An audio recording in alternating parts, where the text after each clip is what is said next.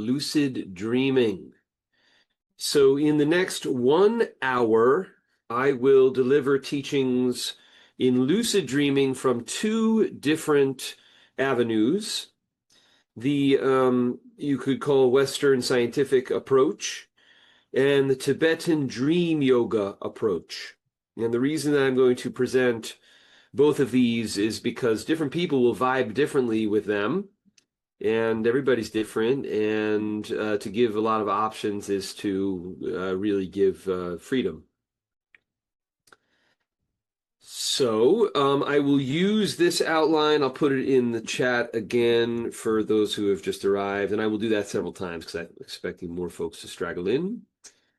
And this is, I will follow this pretty much. So it goes through a basic introduction. What is lucid dreaming? Why would we do it? How does sleep work? What are the healing benefits of it? Then I'm going to talk about these two paradigms of, the Western scientific approach to lucid dreaming and Tibetan dream yoga. And this chart, I'm not going to go through the ins and outs of this, but it is very, very interesting. The goals, for example, lucid dreamers want to have wonderful, beautiful, unusual experiences.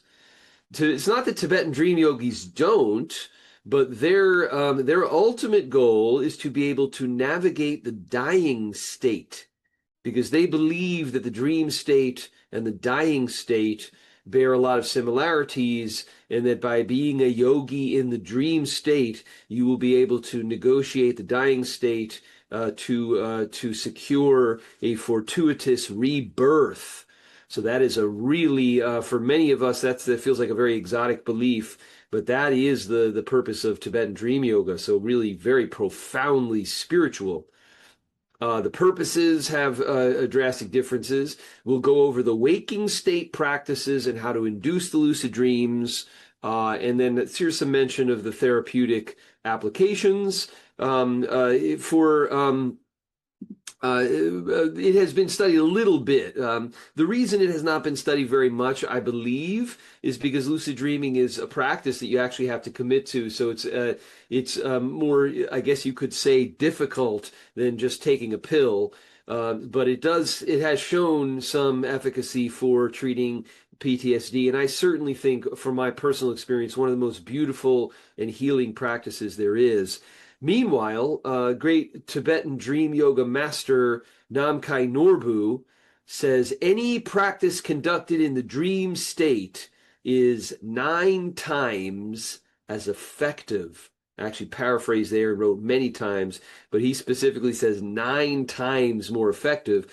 So the belief is that by practicing in the dream, you draw out really, really powerful healing and spiritual benefits. So we'll go through then. Most of this hour will be spent really teaching how to do it. So my goal is to really set you up to be able to undertake a lucid dream practice fully after this presentation. That's the number one goal, is to have you actually be able to do it. This chart here is of advanced practices. You see here, I'm not going to go over a lot of these because they're advanced and it would take many workshops to cover that material. But again, my goal is to be able to empower you to actually do this beautiful, mysterious thing of becoming aware in your dreams. I plan to go about an hour. I am mindful of folks' time. It's Wednesday evening. These teachings will be dense with information. If you find the PDF is not going to be sufficient, it might be a good idea to jot things down. I will pause periodically to take questions after we have done some of the practices together. Other than that, you can always put questions in the chat. You can raise the Zoom hand during the question sessions, but I might defer that until the periods where I will address questions, just in the interest of the flow of things. And then at the end of the approximate hour, I will linger for as long as you want to stay and talk about lucid dreaming, and ask personal questions. So everybody's different. So some of these practices you may say, well, that one's going to be very doable for me. This one's going to be hard to do given the structure of my day and night. Do you have a workaround? So a lot of it could be to try to personalize the practices like that. And you can also share, we've had some wonderful contributions made by people who attend these workshops and have incredible practices that they do that in some cases I have not heard about. And then you not only give me the opportunity to learn from you, but also share with everybody else. Everybody's different, and the world of dreaming is a very diverse and mysterious one. All right, so let's begin. So what is lucid dreaming? So lucid dreaming, probably most of you know, is becoming aware in the dream. So technically, if you're in the dream and you're like, oh my God, this is a dream, that's a lucid dream, almost like definitionally. Now, these practices are geared toward really being able to conduct healing and spiritual practices. It's a little bit more difficult, involved than simply becoming aware in the dream that you're dreaming. But in general, that's the first step. So even in the Tibetan dream yoga, that, as I mentioned, has these profound spiritual goals, still the first step of the practitioner is to become aware, become lucid in the dream. So we spend approximately 20% of the night in the dream state, maybe more.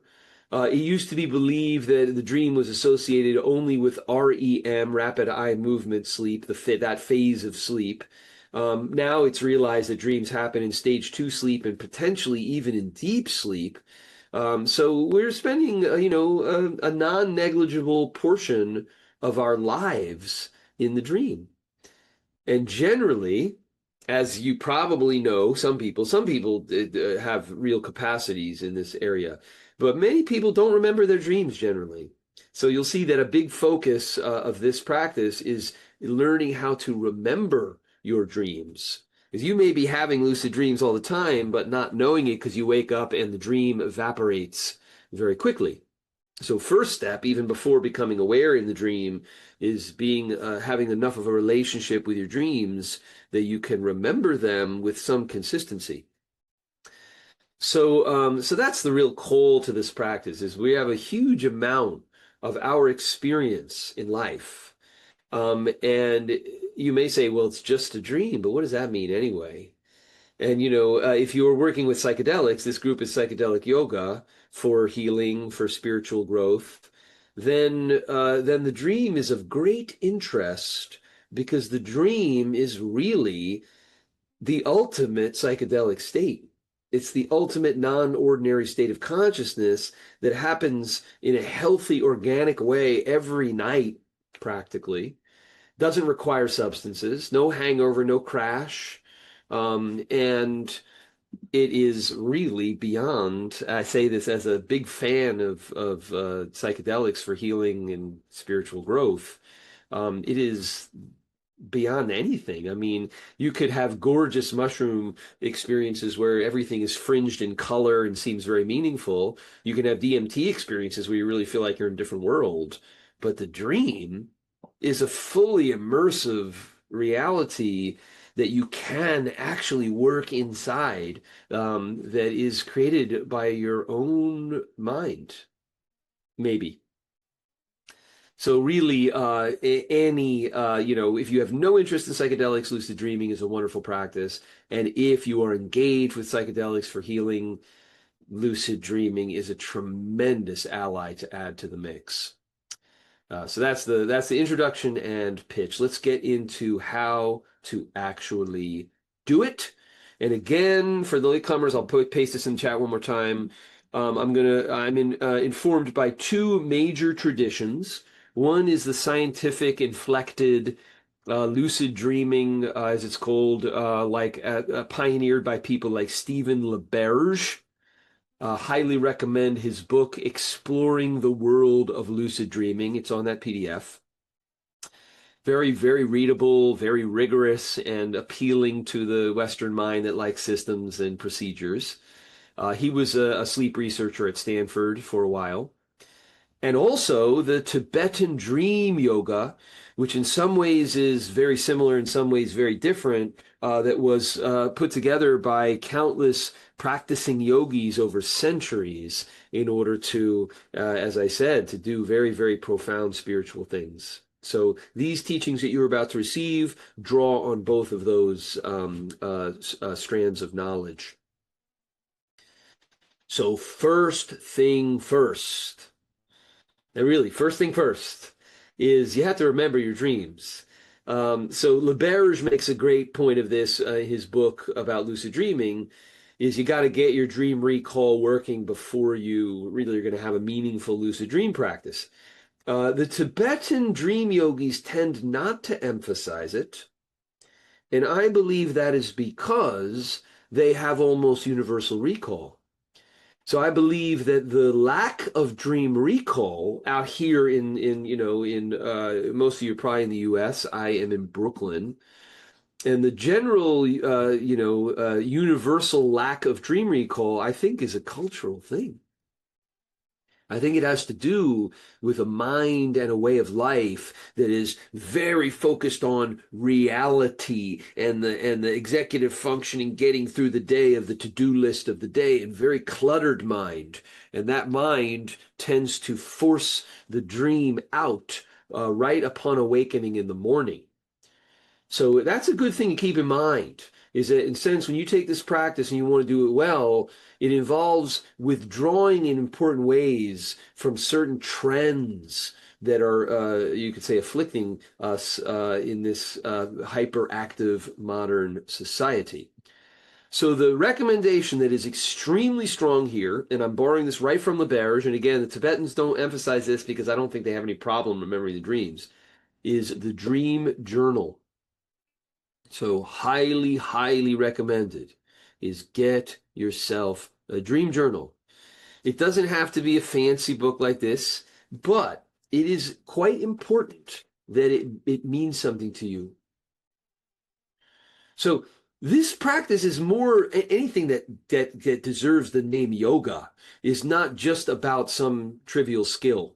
And it's not just about like, oh, I'm going to become aware in the dreams and fly or have whatever adventures you're planning on having.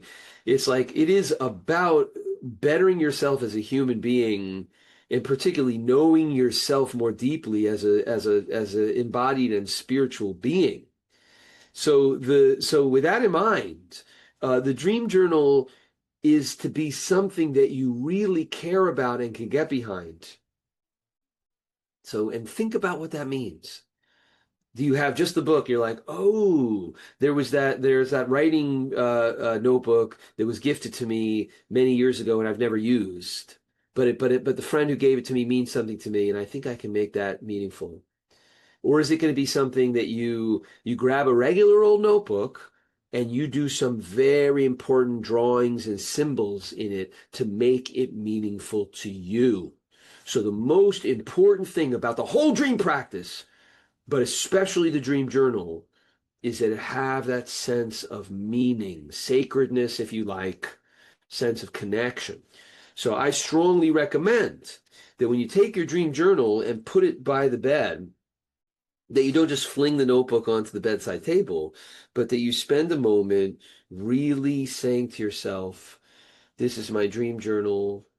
May I interact with this journal in the morning? May I write in this dream journal? And some people find it useful before the night to make a wish or an intention and write it down. Engaging the hand does something to the brain. So you use this not just as something to write in. Ooh, the green screen takes it out there. But something very profoundly meaningful to you, not to anybody else. It doesn't have to get anybody else's approval. It's to be meaningful to you. Okay. Put it by the bedside table with that sense of meaning. You notice I keep miming the heart center. We're going to do some practices a little later on. We talk about cultivating the lucid dream at night that involve awareness in the parts of the body and also the breath. Okay, this is yoga.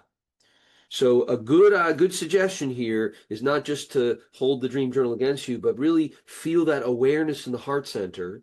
Take a deep breath. And then as you're exhaling and just letting go, to let the motivation, the intention really sink into your body. In general, the more you recognize that things like motivation are yours and they're in your body and on your breath and not, they don't have to always depend on things in the external world lining up your way, the more empowered you are. So you put this dream journal by the bed, okay, and then this sounds very simple, but it's incredibly important, is you write in it every morning. You write in it. And I know what pops up into your head, some of you, because there's a huge spectrum, by the way, of innate talent, you could say, for lucid dreaming. Okay? Okay? There are some people that are going to have a harder time. There are other people in this room, the Zoom room, who are already doing it all the time.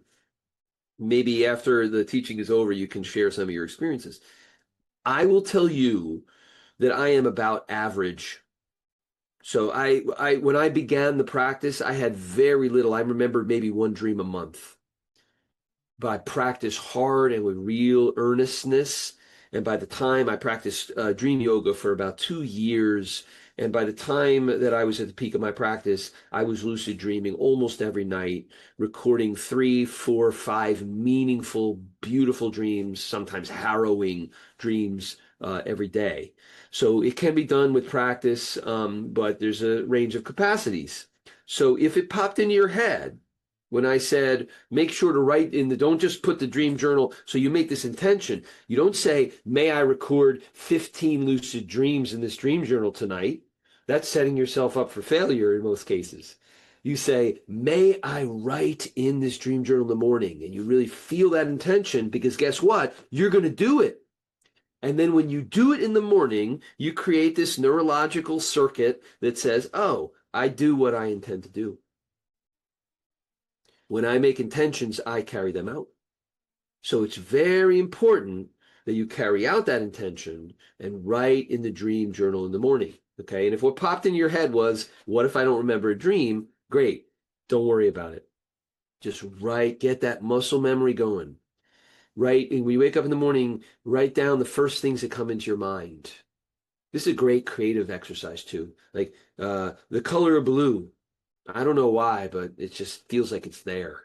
You know, my uncle that I haven't seen in many years.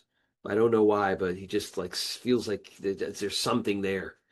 So do that. Just free associate some words, impressions, and feelings, and let those be your first dream journal entries. Eventually, if you go to bed at night with that sense of meaning and connection, localizing the feeling in the heart center, maybe with a deep breath, put the dream journal down with a ceremonial air, and then engage with it in the morning. Eventually, that will lead to recalling the dreams. I'll give one more tip about recalling the dreams while we're at it, because I mentioned the perhaps cultural aspect of like nobody remembering their dreams, very few people remembering dreams, whereas I think the Tibetans are remembering their dreams all the time. In certain cultures where dreams are very important, the dream recall is almost universal.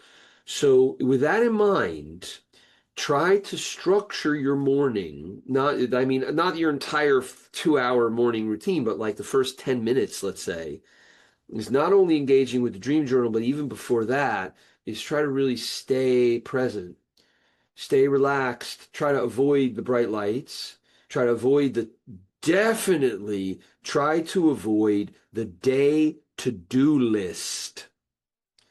So this may take some practice, because you may have gotten into the maybe neurotic habit of like morning day to-do list, and then the evening day regrets and worries. And then that's no way to live, but that's the way a lot of us are caught up, because that's the culture.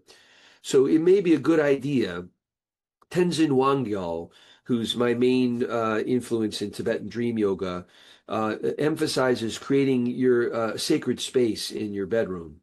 So this is an extension of what I was saying about Dream Journal. Dream Journal wants to be very meaningful, personally connected. And if your bedroom, if you can take any kind of measures, keep the lights a little bit low, keep the screens away at night and early in the morning, and have the night ritual have a sense of sacredness and meaning and mystery and discovery and whatever is going to do it for you. And then in the morning, try to keep things calm, embodied, relaxed, before you just dive into your day. And allow maybe a few deep breaths as you're just lying there in bed, staying still before you even reach for the dream journal to record in it. Okay. So hold your questions on that. If you have anything, you can enter it in the chat now, and I will get back to it. But anything you've got on your mind, I will pause for questions at some point, and you can ask questions about the dream journaling process. So here's the next beat. We're doing well on time here. So very efficient. I know I have enormous amounts of teaching experience. I've been a classroom teacher for 35 years, and I know that I can fry people's attention span if I keep them for 2 hours. So I really aim to wrap this up in, 35 minutes, 35 remaining minutes. So the second thing you do after you have been dream journaling, we're going to call these the waking state practices. So practices of the daytime. Okay, and that's distinct from what we'll get to in a moment, which is practices for the night. So the daytime practices, I'm going to give two offers here, and one is the LaBerge lucid dreaming method, and the other is Tenzin Wangyal's foundational practices of dream yoga. Now I'm going to teach both of them. So the first thing you'll do if you're practicing with LaBerge's methodology is you will collect dreams in your dream journal for several weeks before even worrying about lucid dreaming. So you're getting to know your dreams.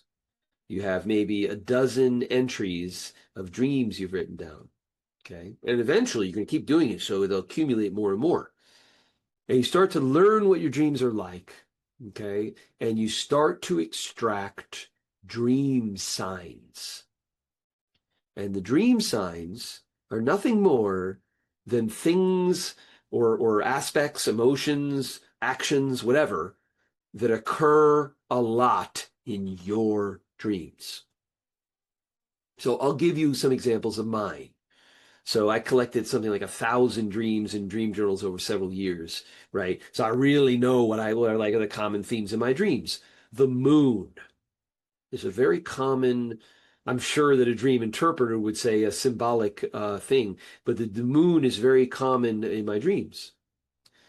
Bicycles, okay, that's an easy one to psychoanalyze. I grew up in the suburbs, biking around a lot. So in dreams, no surprise, take you back to earlier stages in your life. Another beautiful thing about the dream practice, as an aside, is one of the terribly disempowering aspects of a modern ego is thinking that you're only you in your present incarnation, rather than you as the collected experiences going all the way back to childhood.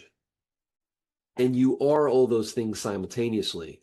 It's just that life, with its reinforcing of your particular current phase identity, doesn't allow you to be a child, a teenager, a baby. So the dream doesn't have any constraints like that. So the dream might bring you way back in time. So for me, the bicycle as a dream sign is like, oh yeah, I bike a lot. So moon, bicycles, elevators. Okay, I notice a lot of elevators in my dreams, not particularly with anxiety. Maybe I was fascinated by elevators as a kid. I don't remember. So take those three examples. So let's say you're me and you've been dream journaling for a few weeks and you've identified some dream signs. So, in my case, elevator, moon, bicycles for you would be different. Okay. And then now you're going to practice lucid dreaming. It's daytime practice. Is you're going to start your day. This is after you dream journal and have your coffee and your breakfast. You're about to get to work or whatever you're going to do, your daily thing. and sit down for a moment and make a strong resolution, okay, to hit those dream signs.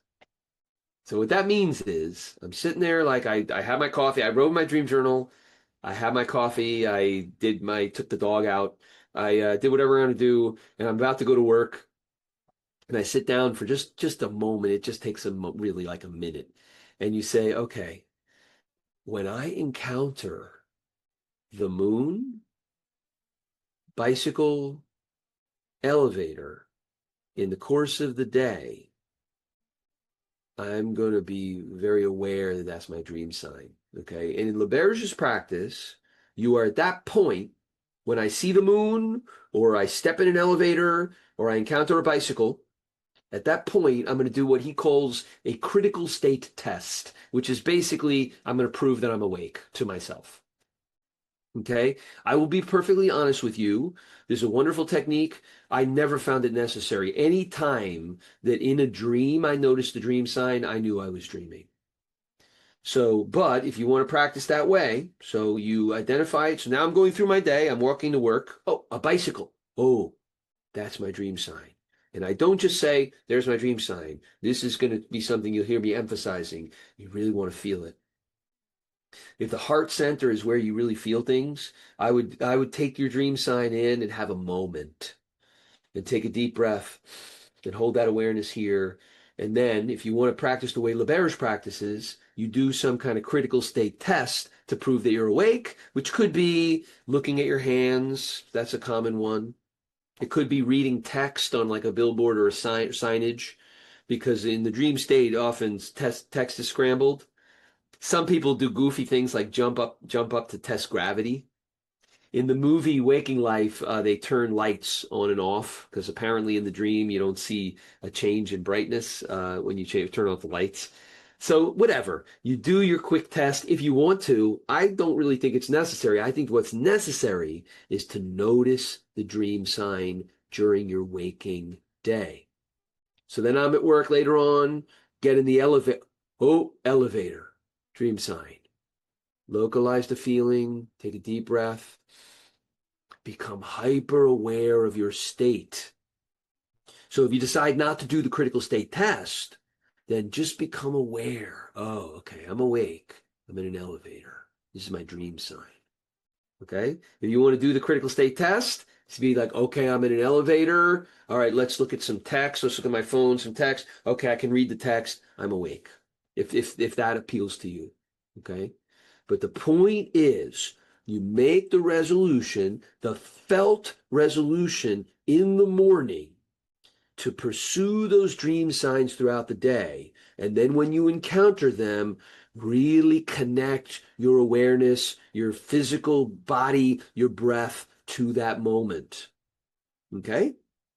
And the theory is very plain to see, because if you practice this way for a day, 2 days, 3 days a week, and you're going through and just now and again, you're noticing your dream signs, then that mental habit, which is what you're building, will occur in the night dream. Because that's what the night dream is. It's a rehashing and melding and stuff, all the mental habits from the day. So you've built this new habit of, oh, every time I see the moon, oh, every time I step in an elevator, every time if it's the color red, oh, I see a red light or something. And you've been developing that mental habit in your waking state practice. Eventually, and probably soon, it will emerge in the night dream. And at that point, you're walking in the night dream, in a normal non-lucid dream where you maybe report on it later, but you're like an automaton, and you're walking through the dream and you're like, oh, bicycle. Wait, this is an actual dream. And then you're lucid in the dream. And for those of you who have not had that experience, I could just say it is an incredible experience. It feels physically amazing for some reason, even though it's a dream body. For me, it's like it's a grounding, elated feeling, a feeling of incredible freedom. Really something to look forward to. So that's an easy way to practice in the daytime using the fruits of your dream journaling. Okay? Now, here's the similar practice, that you could say the parallel practice in Tibetan dream yoga that is to be done in the waking state. Okay, so this practice is even simpler. And it doesn't refer to the dream journal. You still want a dream journal because you want to build your recall. If you already have kick-ass recall, then maybe you don't need the dream journal, but most people don't. So you're building your recall with the dream journal, that sense of sacredness and connection to your own dreams. And then you go, this is what, if you want to practice Tibetan dream yoga, I don't recommend doing it 24/7. Set aside like 10 or 15 minutes and walk through the park or whatever. And you just, with everything your eyes land on, this is a dream. So let's say I'm walking in the park on my lunch break. That tree is a dream. Okay. That bird is a dream. That garbage can is a dream. Those people are a dream. Okay. And you know that it's not a night dream. So in a philosophical way, because this practice is very close to Buddhism, you are reflecting on the changing and transient nature of everything, everything passing, everything dying. So this is a very spiritual practice in and of itself. You're not actually thinking that in your waking state practice that tree is a dream, but you say it with that same "this is a dream," meaning I understand this is all going, and it's very, very important. Just like I emphasized with Stephen LaBerge's practice of the critical state test, is that you really feel it. If you just go through and you're like, this is a dream, this is a dream, this is a dream, this is a dream, it's not going to build a mental habit. Mental habits get built, for better and for worse, through emotional connection. So when you say, that street light is a dream, you take a deep breath. I would feel it like in the heart center if that feels right to you.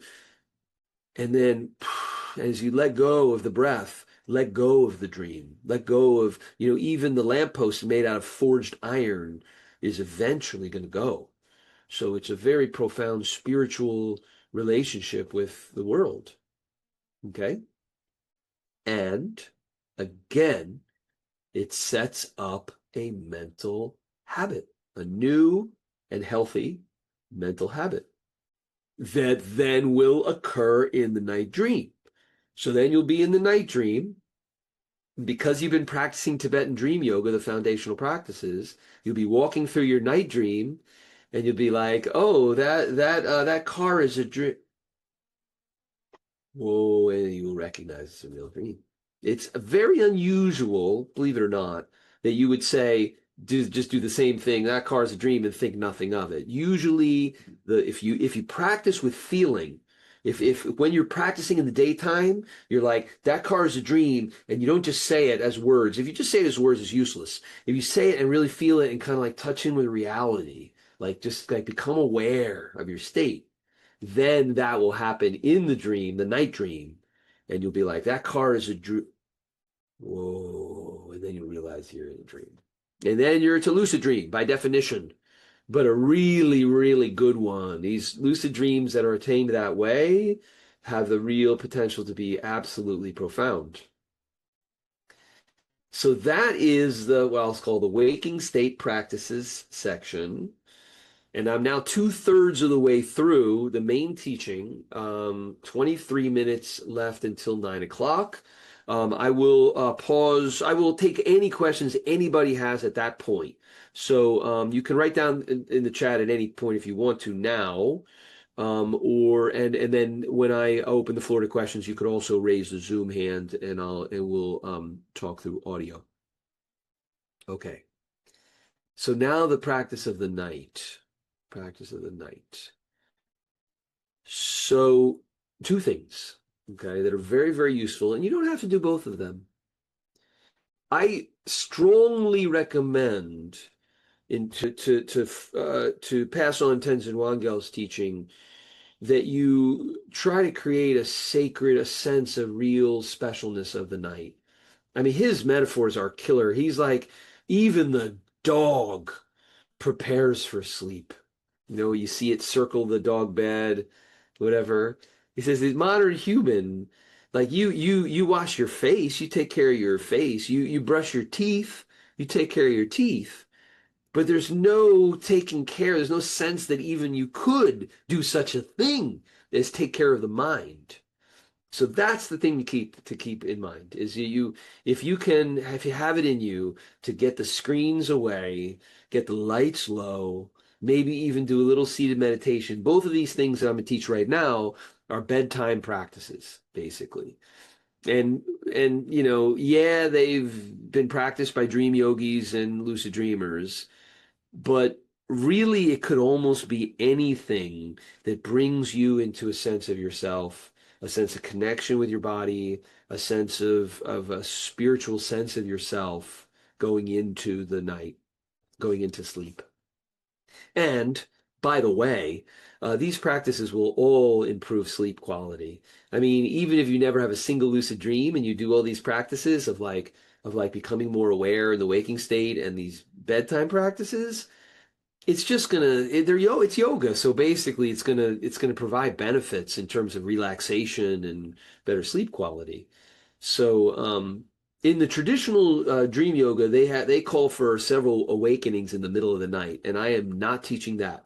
If it were a very, very practiced audience that had a lot of hours to sleep, I might. But for most people these days, we need the sleep. Sleep is precious. One thing I didn't mention is that REM, rapid eye movement sleep, the phase of sleep that is most associated with vivid, well-remembered dreams and lucid dreams, REM, tends to increase throughout the night. The longest phases of REM are toward the end of the night or the early morning. So if your sleep is too short, if you're only sleeping 3 or 4 hours a night, you're probably not actually getting very much REM. So it is very important to protect the overall integrity of sleep and not over practice so you disrupt it. So here are the nighttime practices, okay? Number one, retrospective memory practice. Okay? So just as there was a form of memory engaged with the waking state practice of the critical state test, like, oh, I'm going to remember, you sit down in the morning, I'm going to remember that when I see an elevator, because that's one of my dream signs, I'm going to become aware, or when I see a person with a hat, maybe that's one of your dream signs. You make that strong resolution in the morning. I'm going to remember that when I see people with hats, I'm going to just pause and be like, okay, I'm practicing lucid dreaming now, something like that. That kind of memory, which is an intention to remember something that you expect to encounter in the future, is called prospective memory. So prospective memory is very important in catching the dream signs of doing that practice. Retrospective memory, to be done before bed, is remembering the past. So strong recommendation, get very relaxed, do some deep breathing, do some body awareness. The next practice we're going to do, you could do that too, and get yourself very relaxed, get the lights low. I recommend doing this in a seated position because if you lie down, you might fall asleep and not do the practice. So some comfortable meditative seat, and then go through your day. Go through the whole day. Two ways to do it. Don't spend more than 10 minutes or something, but two ways to do it. One is you could go through the day, really starting with the morning and don't be like naming stuff. Then I did this, then I did this, then I did this. Again, flat language-based stuff is useless.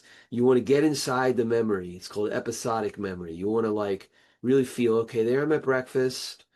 Oh, there my dog did that cute thing, and I remember smiling. And then I went to work, and then you are free to skip around. I would progress linearly through the day, but you can be like, okay, my morning routine, oh, that thing at work, which was stressful because my boss came in and was in a shitty mood and insulted someone, and I felt the stress. Try to really get inside the memory. Okay? As you breathe, heart center awareness, and then say, this memory is a dream. So this is the dream yoga practice. So that's this memory of the meeting with the boss and all my coworkers is a dream. And you're not just saying it, you're really kind of feeling it inside that memory. So play with your retrospective memory for like 10 minutes. And even though the memory is not a muscle, there is something muscle-like in the way that practicing with the retrospective memory will improve the dream memory. This I have found through personal experience. Is you spend 10 minutes at night before bed just going through the whole day, and it can be really wild how much you do remember. And you get inside those memories, and maybe you feel some of the feelings, even the uncomfortable ones, and reiterating this is a dream, letting it go, using the breath to let it go. It will improve the dream memory and the likelihood of becoming aware in the dream. So here is the final nighttime practice. And this one, let's practice together right in real time. Okay, so I invite you to take a comfortable seat. And this is the practice. It's about awareness in the body in 3 particular locations. So wherever you are in your breath, exhale fully. Inhale deeply from the belly. See if you can let the belly swell like a balloon. And then exhale and just let go. Just really let the breath go. This is, by the way, a great way to fall asleep. It's just let the breath go. Okay, inhale from the belly. Exhale, just let the breath go. Okay, and return the breath to normal. Invitation to close the eyes or close them part way for this practice.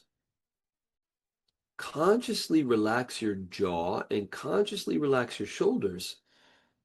So the jaw holds a lot of tension, and at night that can keep us awake. So one of the best anti-insomnia hacks is just massaging the jaw and relaxing the jaw. Very, very, very helpful. So wherever you are in your breath, exhale fully. Bring the awareness to the third eye point right in the middle of the forehead. And now as you inhale deeply from the belly, bring that awareness to that forehead point. And as you exhale, just letting go, feel all of the tension drain out of that area as the breath goes all the way out. Inhale deeply from the belly with awareness at the third eye point. And exhale, just letting go and let all the tension holding in the face muscles, the scalp, everything just dissolve with the breath. And return the breath to normal. Feeling how that feels. And wherever you are in your breath, exhale fully. Bring the awareness now to the throat. Consciously relax the jaw. Inhale deeply from the belly with awareness at the throat. And this time, as you exhale, drop the jaw and just sigh the air out as you let the tension in the jaw and throat dissipate. Inhale deeply from the belly, awareness at the throat. Exhale, drop the jaw, sigh it out, and let all the tension dissolve into nothing as the breath goes all the way out. And return the breath to normal. Feel how that feels, the relaxed jaw, the relaxed throat. Wherever you are in your breath, exhale fully. Bring the awareness now to the heart center, right in the middle of the ribs. Inhale deeply from the belly, awareness at the heart center.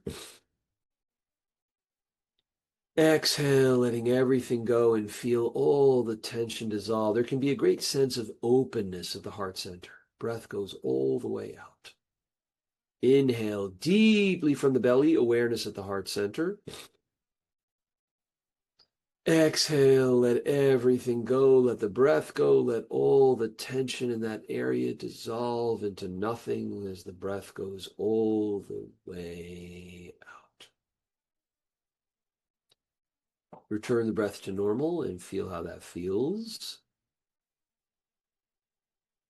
Wherever you are in your breath, exhale fully, inhale robustly from the belly, opening the eyes, returning to the waking state, as they say.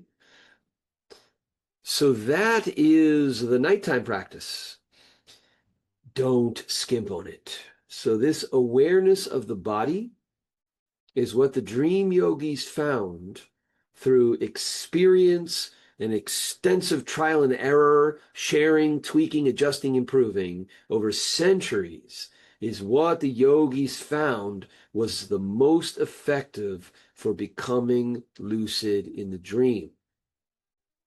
If you ask me, why would body awareness be the key to lucidity in the dream? I could go on and on and on and speculate lots of things and some science and some traditional practice, but let it just suffice for now, because the goal here is to get you up and running with your lucid dream practice, is it does. So you want to build that body and breath awareness. If you are doing that practice when you connect with your dream journal, feel it in the heart center, the motivation to write it in the morning, inhale from the belly, feel it at the heart center, and then let it go, let the breath go, put the dream journal down. If you take a few deep breaths like that and connect to that same center in the morning, if going through the day, practicing either this is a dream or, oh, there's a school bus, that's my dream sign, deep breath, awareness at the heart center, it connects all these things. And then at night, when you relax yourself, so if you want to do these sequentially, I do that one first, is do the 3 chakra scan like that with the breath and just get that awareness deep in your body. And then, if you're feeling it, go through the day and do the retrospective memory practice. Okay? And that is what brings awareness of the dream. Even if it doesn't bring lucidity right away, it will, like just a body awareness scan at night will increase the dream recall and the vividness of the dreams. It's a win-win. It'll improve sleep quality, of course. Again, back to Tenzin Wangyal's thing, even the dog takes care of itself a little bit. The human, I guess we brush our teeth, but too often it's like screen, screen, scroll, scroll, scroll, scroll, mind, mind, mind, mind. Oh, I'm exhausted. Boom, out. So if you're exhausted, fair enough, fair enough. Sit still for a couple of minutes. It's not a tiresome practice. Just become aware of your body. Okay? Last thing I'll teach here, and I'm going to wrap up, maybe even a few minutes early, is an enhanced version of this. And this is Tenzin Wangyal's Dream Yoga. I am not a lineage holder in any way. In this form, I am given permission to share as something that has been very valuable and effective for me. But this is Tenzin Wangyal's teaching. So you visualize, and this is advanced. You don't have to do this, but if you want to try it, you visualize letter A. If English is not your native language, the first language you learned, the first letter of that alphabet, which odds are involves the sound ah. That's the important part. The important part is that the symbol that you are going to visualize is associated deeply by you with the sound ah. The Tibetan dream yogis use the Tibetan ah. That's the first letter of their alphabet, and it's actually called ah. So the important thing is the sound. So if you want to do it without the visualization, you can still add the sound for extra benefit. Okay? So the dream yogi holds the letter A, or the Tibetan ah, and the color is red.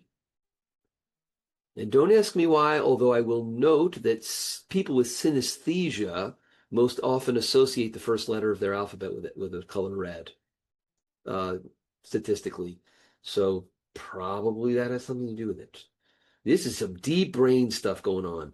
These practices, may seem esoteric, but there is neurological basis for all of them, even though we have not discovered most of that. So red letter that is associated with the sound ah, held visualization at the throat, as you drop the jaw, ah. And you don't have to, you certainly don't vocal cords say ah. You can ah, like a sigh, but you don't even need to do that. You kind of imagine the sound ah emanating from the throat. And what this does is it relaxes the jaw and opens the throat automatically.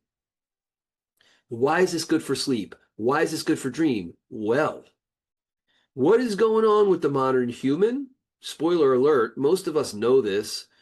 We're talking to ourselves all the time. And when sleep is difficult and the person is tossing and turning at night, very often, if not always, there's chatter going on. And I'm miming the mind. I'm miming the mind. There's talking, talking, talking, worries of the next day, fretting and fuming about what happened in the past. As Buddha points out, doing everything but staying in the present. Thinking, thinking, thinking, talking, talking, talking, talking, talking. Well, guess what? You might think, you learn the brain is the central processing unit, and that's what's happening here. Managing the memories, managing the talk. But guess what? The talk is happening in the throat and jaw and tongue. Another great Chinese yogi pointed out that you can also put awareness at the tongue and get some of the same benefits.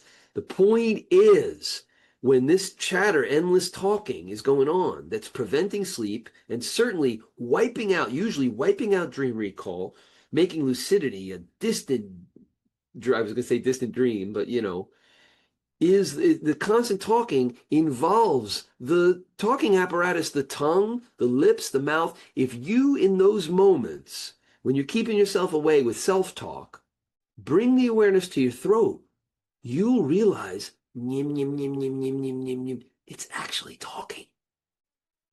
It's actually talking. And there are two things you could try. You could try to be like, shut up, voices in my head, shut up, self-talk, stop talking. How effective is that going to be? How effective is it when you tell someone, relax? How effective is that? Stop talking. Any meditation teacher knows you don't tell people stop thinking. That's impossible. So that's a fool's errand. Instead, what you do is you do something different with the speaking apparatus. You do deep breath, awareness at the throat, ah, ah, the sound ah. It doesn't have to be said, it's felt. And for some reason, because of the way this machine works, you can't both talk and say ah at the same time. It's really ridiculously that simple. So this is a very skillful practice. You relax the body, and then you bring that awareness of the sound ah, ah, which relaxes the throat, relaxes the jaw, opens the throat, and way, way, way dims down the internal self-talk. So I believe, that's not stated in Tenzin Wangyal's teaching, but I believe that's the fundamental reason why that works so well. And why it will improve sleep in general, why it will improve recall, it will improve the vividness of the dream, and as they prescribe in dream yoga, it will make lucid dreams much more likely. So that's the advanced practice. You don't need to do that. You could just do the 3-chakra scan, but make sure to pay a special attention to that throat, relaxing the jaw, letting the breath go all the way out. All right. So for folks who arrived a little late, I'm putting the PDF outline of this workshop in the chat. And I'm also putting a Google form here. It's a feedback form. It will take you about 2 to 3 minutes to engage with. Please do. I am building a nonprofit called the Psychedelic Yoga Research Collective, and we're trying to basically support psychedelic healing. And these workshops are all connected to that. Lucid dreaming is really important in the stuff we do. So it will help me with this project if you engage with that feedback form. So please take a few minutes to do that. And now I will open the floor to any questions or comments, anything you've got, anything you've got. Please don't hesitate. I tell my physics class, if you have a question and you got that internal voice saying, "Oh, that's a stupid question," or "That's not a worthwhile question," it's a very important question, and not only that, but it's a question that a lot of other people have too.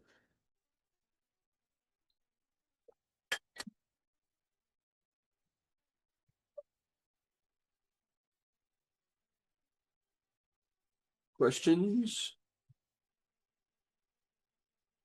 All right. Well, maybe I was so thorough. Am I checking the chat properly? Okay. All right, well, we'll get an early bedtime tonight then. Um, well, thank you, everyone. Thank you, everyone. And if you have any questions that pop into your head later or after you've been practicing for a while, I will respond. Reach out through Meetup messaging, and I will respond. Reach out to my email is on the PDF. You can also reach out there, and I will respond. So that's a wrap. Have a good night, everyone.